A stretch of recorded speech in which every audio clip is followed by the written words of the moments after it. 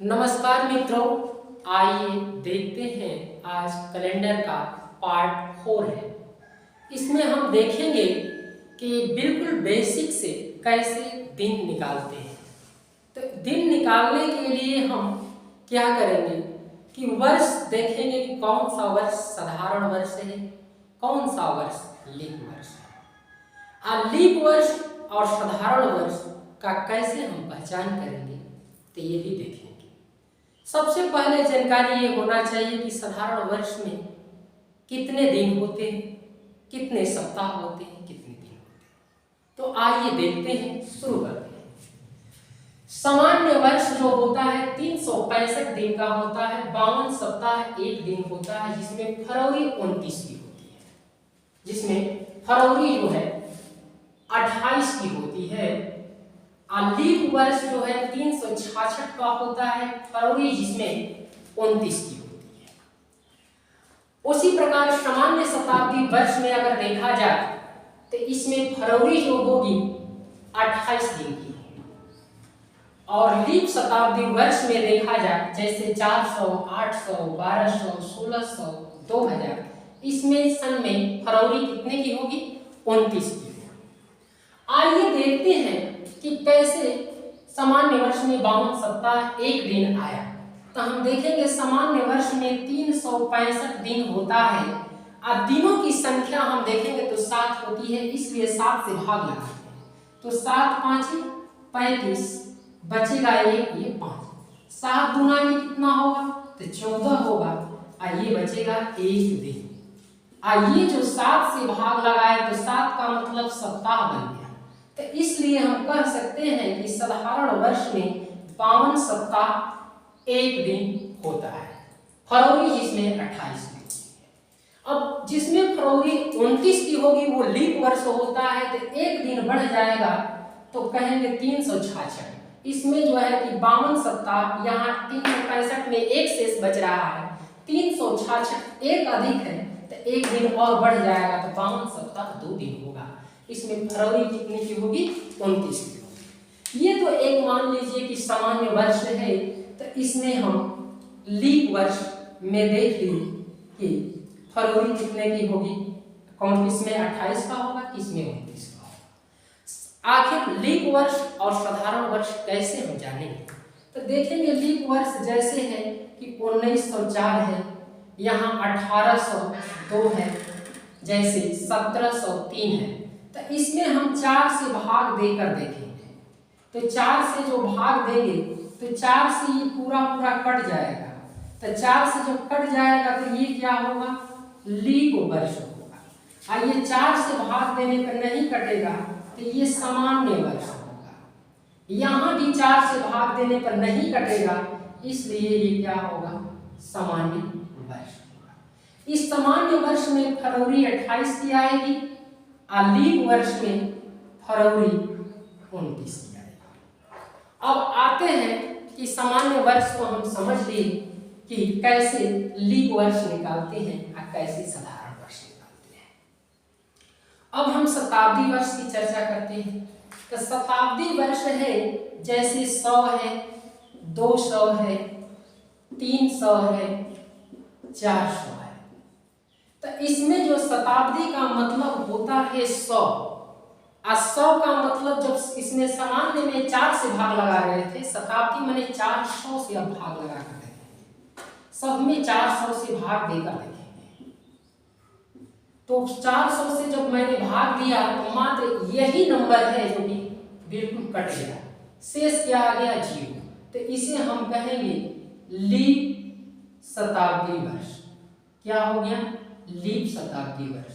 ये 400 में जो फरवरी होगी ये 29 दिन की होगी, और इसमें जो नहीं कट रहा है 400 से तो फरवरी 28 की होगी।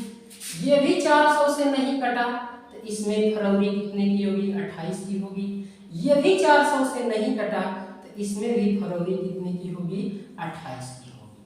तो अगर हम सामान्य वर्ष में लीप वर्ष की चर्चा करते हैं तो सिर्फ हम 4 से भाग लगाते हैं। अगर यही पूछे कोई कि शताब्दी वर्ष का अगर लीप हम जानकारी करें तो वहाँ 400 से भाग लगा कर देखेंगे तो बिल्कुल हमको मालूम चल जाएगा कि कौन सा लीप है और कौन सा सामान्य है। अब आते हैं, आपको देखते हैं अगले क्वेश्चन में कि कैसे जब हम दिन निकालते हैं तो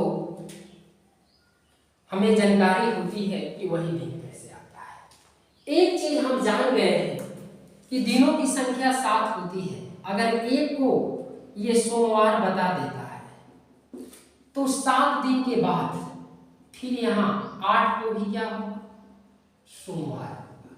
फिर 7 दिन के बाद देखेंगे 15 को भी क्या होगा, तो 15 को भी क्या होगा, सोमवार।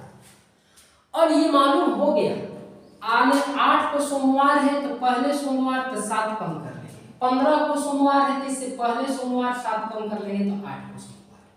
ये दोनों तरीका से आपको मालूम हो गया। तो हमको ये मालूम हो गया कि दिनों की संख्या 7 होती है, उसमें 7 जोड़ देने से वही आता है।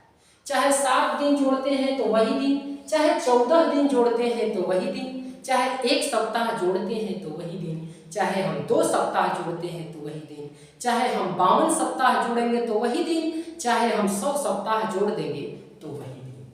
अब देखते हैं कि कैसे सामान्य एक वर्ष होता है, उसमें पहले दिन और आखिरी दिन सेम होता है।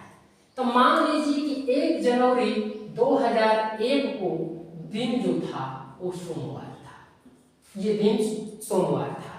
अब फिर यहाँ जो है 31 दिसंबर को कौन सा दिन था, तो ये सामान्य वर्ष है तो इसमें फरवरी 28 की होगी और इसमें 52 सप्ताह एक दिन होगा। तो इसमें क्या होगा कि सामान्य वर्ष में 52 सप्ताह एक दिन होता है। इतना हम प्लस करते हैं तो एक साधारण वर्ष बनता है। और देखिए कि इसमें जो है एक दिन, ये तो 1 तारीख दे दिया सोमवार, तो क्या 52 सप्ताह जुड़ेंगे तो कोई फर्क पड़ेगा? कोई फर्क नहीं पड़ेगा। 52 सप्ताह जुड़े, चाहे 50 सप्ताह जुड़े, चाहे 1000 सप्ताह जुड़े, दिन तो 7 दिन के बाद हमेशा रिपीट करता रहता है। इसलिए 1 जनवरी को अगर सोमवार है तो उस सामान्य वर्ष में 31 दिसंबर को भी कौन सा दिन होगा, सोमवार होगा। अब आते हैं लीप वर्ष। ये तो सामान्य वर्ष हो गया, सामान्य वर्ष का पहला दिन और आखिरी दिन मालूम चल गया। अब लीप वर्ष, तो लीप वर्ष देखते हैं तो ये 2004 का पहला दिन कौन था, तो हम कहेंगे 4 से कौन सा दिन, गुरुवार था। तो आखिरी दिन क्या होगा, तो लीप वर्ष में आप जानते हैं 52 सप्ताह 2 दिन होता है, तो इसे हम लिखेंगे 52 सप्ताह 2 दिन, 2 दिन लिखेंगे। अब 52 सप्ताह 2 दिन में एक दिन तो यहाँ 1 जनवरी बता दिया, तो 52 सप्ताह 2 दिन में से एक दिन यहाँ दे दिया, तो 2 दिन में से एक दिन कम कर देंगे तो 52 सप्ताह एक दिन बचेगा। अब 52 सप्ताह ऐड करने का मतलब कि कुछ नहीं वही दिन, लेकिन एक दिन ये बच रहा है तो एक दिन प्लस करके, अगर लीप वर्ष में पहला दिन गुरुवार होगा तो आखिरी दिन जो होगा यहाँ गुरुवार से एक दिन और आगे कहेंगे कि यहाँ जो होगा 31 दिसंबर 2004 को वो दिन शुक्रवार होगा। अब आगे आते हैं, देखते हैं कि शताब्दी वर्ष है, इसमें दिनों की संख्या क्या है। तो सबसे पहले आप देखेंगे कि 100 वर्ष में कितने विषम दिन होते हैं, तब 5 लिखा गया है। कैसे, तो 100 में अगर हम 4 से भाग लगाएंगे तो होगा 25। तो 25 क्या लीप वर्ष सही है, क्योंकि 100 में लगाए हैं। 100 तो एक सामान्य शताब्दी वर्ष है, इसमें 400 से भाग देंगे तो 100 को गणना नहीं करेंगे, ये लीप वर्ष नहीं है, इसलिए एक कम कर देंगे तो इसका मतलब 24 क्या होगा, लीप वर्ष होगा। 24 होगा लीप वर्ष। और सामान्य वर्ष देखेंगे तो 24 इसमें से कम कर देंगे तो 76 क्या होगा, सामान्य वर्ष होगा। जबकि लीप वर्ष में 52 सप्ताह 2 दिन होता है, तो इसमें 2 से 24 में गुणा कर देंगे तो 24 गुना 48 होगा। और सामान्य वर्ष में 52 सप्ताह 1 दिन होता है, तो 1 से इसमें मात्र एक्स्ट्रा हो गया तो 1 से गुणा कर देंगे तो ये 76 दिन हो गया। ये दोनों को अगर हम प्लस कर देते हैं तो ये 76 और 48 मिलकर 124 हो जाएगा। विषम दिन देखते हैं, दिन की बात आती है तो दिन 7 होता है, इसलिए इस 124 में हम क्या करेंगे, कि 7 से भाग लगाएंगे। जब 7 से भाग लगाएंगे 7 एक कम 7 बचेगा 5, फिर 54, 7 7 49, फिर बचेगा यहाँ 5। तब हम कह सकते हैं कि 100 वर्ष में विषम दिन की संख्या कितना है, तो 5 दिन। विषम दिन की संख्या कितना होगा, 5 दिन। तो इसी प्रकार 200 वर्ष में क्या होगा, तो ये 5, ये 200 वर्ष में देखेंगे तो इसका 2 गुना है, तो 5 का 2 गुना करेंगे तो 10 दिन होगा। लेकिन दिन कभी भी 7 से अधिक नहीं होता है, इसलिए इसमें से 7 कम कर देंगे तो 200 वर्ष में कितना आएगा, विषम दिन 3 आएगा। 300 वर्ष का मतलब कि 100 का ये 3 गुना है, तो 5 का 3 गुना अगर कर दिया जाए तो आप जानते हैं कि 15 हो जाएगा। लेकिन दिन यहाँ 7 से भाग देंगे तो 7 गुना के 14 निकल जाएगा, तो एक विषम दिन आ जाएगा। इसी प्रकार 400 वर्ष में विषम दिन अगर देखा जाए तो 5 चौका कितना होगा, 20 होगा। लेकिन एक बात यहाँ लीप वर्ष के लिए बताए हैं कि 400 को 400 से अगर भाग देंगे तो ये कट जाएगा, इसमें फरवरी 28 नहीं 29 की होगी, तो एक दिन यहाँ बढ़ जाएगा तो 21 दिन हो जाएगा। 21 दिन दिनों की संख्या 7 होती है, तो 21 में अगर 7 से भाग लगाएंगे तो शेष क्या होगा, 0। तो हम 400 में कहेंगे विषम दिन कितना आएगा, 0। अब आते हैं आगे चर्चा करते हैं कि इसका दिन कैसे निकालेंगे। अगर कोई पूछेगा कि शताब्दी वर्ष का आखिरी दिन कौन सा था, तो शताब्दी वर्ष का यहाँ देखेंगे पहला दिन। तो सबसे पहले हम क्या करते हैं कि यहाँ हम देखते हैं तो इसमें 0 से क्या होता है, दिन का कोड रविवार, 1 से होता है सोमवार, 2 से मंगलवार, 3 से बुधवार, 4 से होगा गुरुवार और 5 से होता है शुक्रवार और 6 से होगा शनिवार। अब देखेंगे कि अगर वर्ष शताब्दी वर्ष का अंतिम दिन क्या हो सकता है, मतलब 31 दिसंबर को, तो यहाँ 5 से कौन सा दिन, तो यहाँ हम कहेंगे 5 से शुक्रवार होगा। इसके बाद 3 से कौन सा दिन, तो 200 वर्ष का लास्ट दिन कौन सा होगा, तो बुधवार होगा। 1 से कौन सा दिन, तो 1 से कहेंगे सोमवार होगा।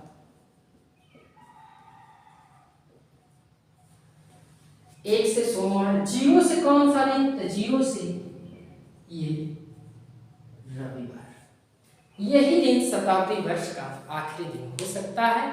अब क्वेश्चन में आए कि कौन सा दिन नहीं हो सकता है, तो ये दिन छोड़कर बाकी दिन कभी भी शताब्दी वर्ष का आखिरी दिन नहीं हो सकता। अब आते हैं कुछ क्वेश्चन पे चर्चा करते हैं कि क्वेश्चन पे हम कैसे चर्चा करते हैं। क्वेश्चन क्या है देखते हैं।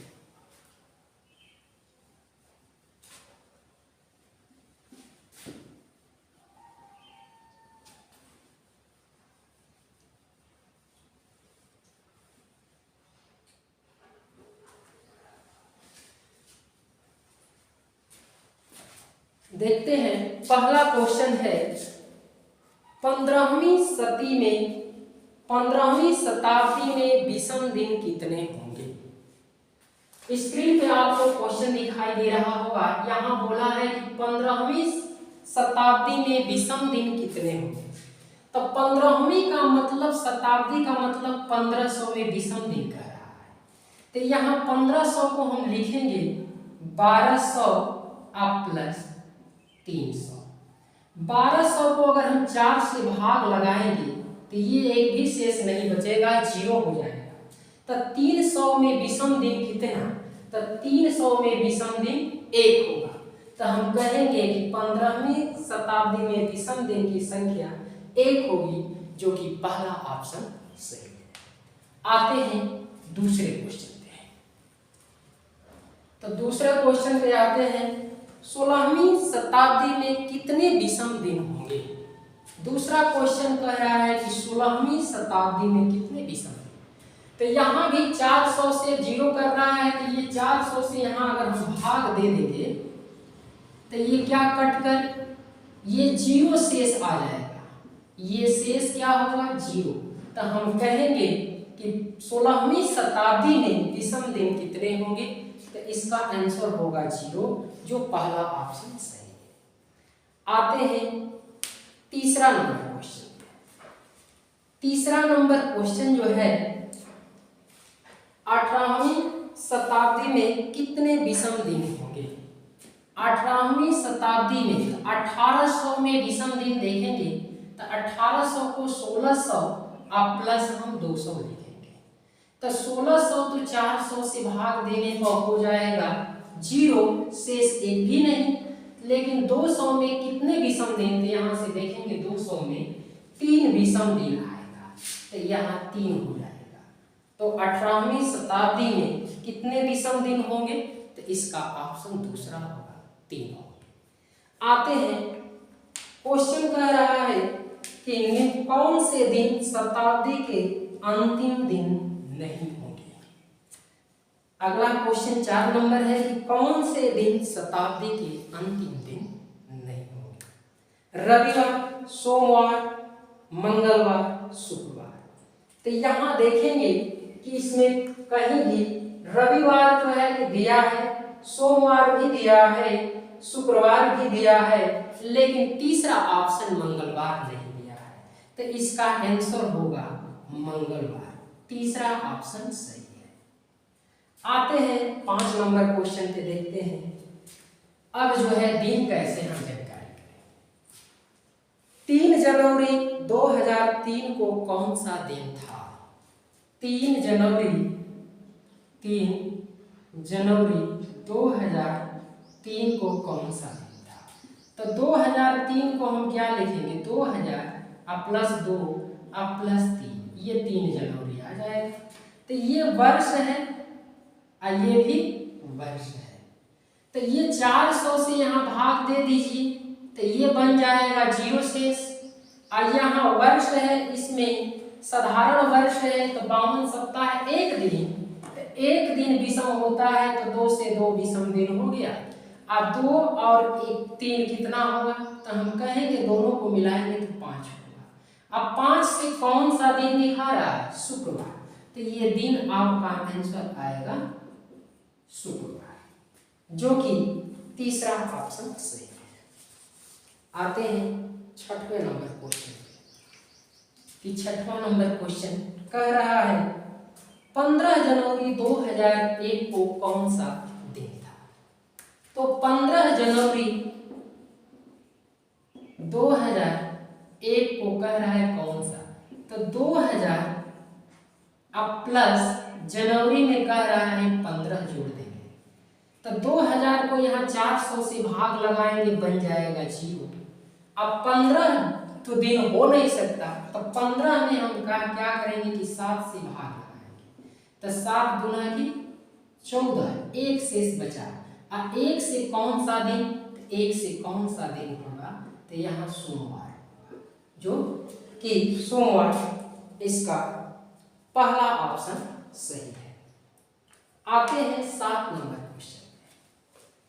7 नंबर क्वेश्चन है 26 जनवरी 2010 को कौन सा दिन होगा। 26 जनवरी 2010, 26 जनवरी 2010 को कौन सा दिन था। तो यहाँ 2010 को हम लिखेंगे 2000 अब प्लस 9 और 10 में देखेंगे तो 26, ये जनवरी आ जाएगा। ये होगा दिन, ये होगा वर्ष और ये होगा वर्ष।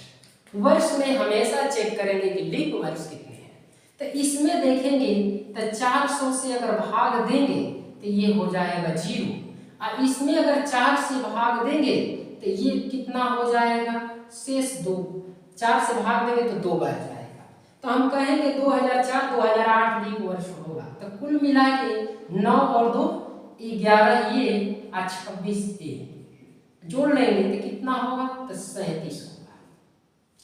37 में अगर हम 7 से भाग लगाएंगे तो शेष कितना बचेगा, शेष बचेगा 2, और 2 से कौन सा दिन होगा, तो 2 से हम कहेंगे कि मंगलवार होगा। तो इसका ऑप्शन दूसरा सही है। आते हैं अगले नंबर क्वेश्चन पे, 8 नंबर। 10 मार्च 2007 को कौन सा दिन था? तो 10 मार्च 2007 को कौन सा दिन था? तो यहाँ देखेंगे 10 मार्च 2007 को दिन पूछ लिया कि कौन सा दिन था। तो 10 मार्च 2007, तो 2000 अब प्लस 6 अब प्लस यहाँ से मार्च में जनवरी फरवरी मार्च आए। जनवरी 7 में लीप वर्ष नहीं साधारण वर्ष है, तो यहाँ 31 होगा। अब फरवरी 28 की होगी, साधारण वर्ष है। तो कितना मार्च? तो यहाँ 10 मार्च का है। तो ये 400 से भाग लगाएंगे, 2000 क्या बन जाएगा? तो 2000 बन जाएगा 0। अब इसमें 6 में कितने 4 से भाग देंगे, तो 1 जो होगा, एक बार लीप वर्ष आएगा 1, तो 6 1 कितना होगा 7। अब देखते हैं, तो 7 से 7 भाग देंगे तो 0, 7 से इसमें भाग देंगे 3, 7 से भाग देंगे 0, 7 से भाग देंगे, शेष कितना बचेगा 3। अब 3 और 3 कितना होगा 6 हो जाएगा। तो 6 से कौन सा दिन आएगा? तो 6 से शनिवार इसका आंसर होगा। इसका चौथा ऑप्शन सही है। आते हैं 9 नंबर क्वेश्चन पे। 9 नंबर क्वेश्चन देखते हैं। 2 जनवरी 1901 को कौन सा दिन था? इसमें कह रहा है 2 जनवरी 1901 को कौन सा दिन था? तो 1901 को हम क्या लिखेंगे? तो हम लिखेंगे 1600 अब प्लस 300 हो गया 1900। आइए 2 जनवरी 1901 में 2 जनवरी, तो जनवरी में आएंगे 2 दिन ले लेंगे। तो ये है वर्ष, ये भी है वर्ष, लेकिन ये है आपका दिन। तो वर्ष है, तो ये जानते हैं कि 400 से 1 कट जाएगा 0। अब 300 में 300 वर्ष में कितने विषम दिन? तो यहाँ से देखेंगे 1 विषम। तो यहाँ 1 क्या होगा विषम। अब 1 और 2 मिलकर कितना होगा? तो हम कहेंगे 3 होगा। अब 3 से कौन सा दिन होगा? तो बुधवार होगा, जो कि तीसरा ऑप्शन सही है। आते हैं 10 नंबर क्वेश्चन। 31 दिसंबर 2000 को कौन सा दिन था? 31 दिसंबर 2000 को कौन सा दिन था? तो 31 दिसंबर सन 2000 को कौन सा दिन था? तो 31 दिसंबर का मतलब 2000 कंप्लीट पूरा। तो कंप्लीट का मतलब 2000 हम पूरा देख लेंगे तो 31 दिसंबर तक कंप्लीट हो गया। तो इसमें हम 400 से भाग लगाएंगे तो ये एक भी शेष नहीं, ये भी 0 होगा। तो हम कहेंगे 31 दिसंबर 2000 को कौन सा दिन? तो 0 से हो जाएगा रविवार, जो कि पहला ऑप्शन सही है। आते हैं अगले क्वेश्चन में। 5 मई 1903 को कौन सा दिन था? 5 मई 1903 को कौन सा दिन था? तो लिखेंगे 5 मई 1903। तो 1903 5 मई है, तो 1900 को तो पहले हम लिखेंगे 1600 अब प्लस 300 अब प्लस 2 वर्ष। अब 3 में जाएंगे तो मई के हैं चलेंगे, तो जनवरी फरवरी मार्च अप्रैल मई आएगा। तो जनवरी 3 में साधारण वर्ष होगा, तो फरवरी निश्चित है कि 28 की, जनवरी 31 की, मार्च 31 का, 30 का, 31 का। तो यहाँ देखेंगे तो ये 400 से 1600 को 0, 300 में कितने वर्ष? 300 वर्ष में विषम दिन कितना? तो 1 होगा, क्योंकि यहाँ दिखाई दे रहा है 1। अब 2 वर्ष में कितने? तो 2 वर्ष में 2 दिन हो जाएगा, विषम दिन 1 होता है सामान्य वर्ष में। अब यहाँ 31 को 7 से भाग लगाएंगे, 3 से 7 से भाग लगाएंगे 0, 7 से भाग लगाएंगे 3, 7 से भाग लगाएंगे 2, 7 से भाग लगाएंगे 3। अब यहाँ से अगर हम देखते हैं तो हो जाएगा 3 और 2 5, अब 5 2 7, 7 से 7 भाग देंगे कट जाएगा। यहाँ 3 और 3 6 और 1 कितना होगा 7, तो 7 से 7 भाग लगाएंगे तो कट जाएगा 0, इसका मतलब शेष बचेगा। तो 0 से आपका आंसर होना चाहिए रविवार। लेकिन कहीं क्वेश्चन में रविवार तो नहीं आ रहा है, जनवरी, फरवरी, मार्च, अप्रैल, मई। लेकिन यहाँ जो है क्वेश्चन में हम 31 मई नहीं लिखेंगे, क्वेश्चन में 5 मई दिया हुआ है, तो 5 मई लिखेंगे। तो 5 से इसको 3 नहीं लिखेंगे, ये 5 दिसंबर का होगा। तो अब फिर से अगर मिलाएंगे तो यहाँ देख लेंगे 5 और 2 7 होगा 0, 3 3 6 1 7 होगा, ये 0 होगा। तो ये 2 से देखेंगे कौन सा दिन, तो 2 शेष बचेगा, तो 2 से आपका मंगलवार होगा। तो ये ऑप्शन दूसरा सही होगा। आइए देखते हैं 12 नंबर क्वेश्चन। 12 नंबर क्वेश्चन है 10 फरवरी 1810 को कौन सा दिन था? 10 फरवरी 1810 को कौन सा दिन था? तो 1810 को हम लिखेंगे 1600 + 200 1800 अब +9, अब फरवरी, जनवरी, उसके बाद फरवरी, जनवरी 31 का, अब कितना फरवरी में दिया है? 10 फरवरी में दिया है। तो ये 400 से कटाएंगे 0, 200 में विषम दिन देख रहे हैं, यहाँ कितना आएगा 3, और 9 में कितना लीप वर्ष? तो 4 और 8 लीप वर्ष होगा, तो 2 लीप वर्ष होगा, 4 गुना के 8 से भाग दे देंगे, तो ये 11 हो जाएगा। अब ये 11 हो गया, आइए 7 से भाग देंगे तो 3 शेष, और 7 से भाग देंगे तो यहाँ भी 3 शेष। तो यहाँ देखेंगे तो 11 3 कितना होगा? 14 हो जाएगा, और 3 3 कितना? 6, और 6 से कौन सा दिन आएगा? तो शनिवार आएगा। तो इसका ऑप्शन डी सही होगा 12 नंबर का। अब आते हैं अगला number question 13 number. 13 number question है यदि 15 अगस्त 1947 को शुक्रवार था तो 15 अगस्त 1952 को कौन सा दिन था? तो देखते हैं 15 अगस्त 1947 को बता दिया है कौन सा दिन? शुक्रवार। तो पूछ रहा है 15 अगस्त 1952 को कौन सा दिन होगा? तो यहाँ देखेंगे 47 में कितना प्लस करेंगे कि 52 आएगा, तो हम कहेंगे 47 में 5 ऐड कर देंगे तो 52 होगा। लेकिन अभी लीप वर्ष की चर्चा करेंगे। साधारण में तो 1 दिन होता है, लेकिन लीप में 2 दिन होता है। तो यहाँ 1948 एक लीप वर्ष होगा, और 1952 भी क्या है? लीप वर्ष है। तो इसका मतलब 2 लीप वर्ष है, दोनों में फरवरी 29 की पड़ेगी, तो 28 से 29 2 दिन पड़ जाएंगे, तो कुल मिला के 7 दिन। तो शुक्रवार जिस दिन है, इसमें 7 दिन जोड़ देंगे, तो ये भी दिन क्या आएगा? शुक्रवार ही आएगा। तो हम कहेंगे 15 अगस्त 1952 को भी दिन कौन सा होगा? शुक्रवार होगा। अब इसी के साथ मेरा ये क्लास समाप्त होता है। ये क्लास अगर आप लोगों को समझ में आया होगा तो प्लीज़ सब्सक्राइब और ज़्यादा से ज़्यादा शेयर करके हमारा ये क्लास आगे से आगे बढ़ाने की कोशिश करिए। धन्यवाद।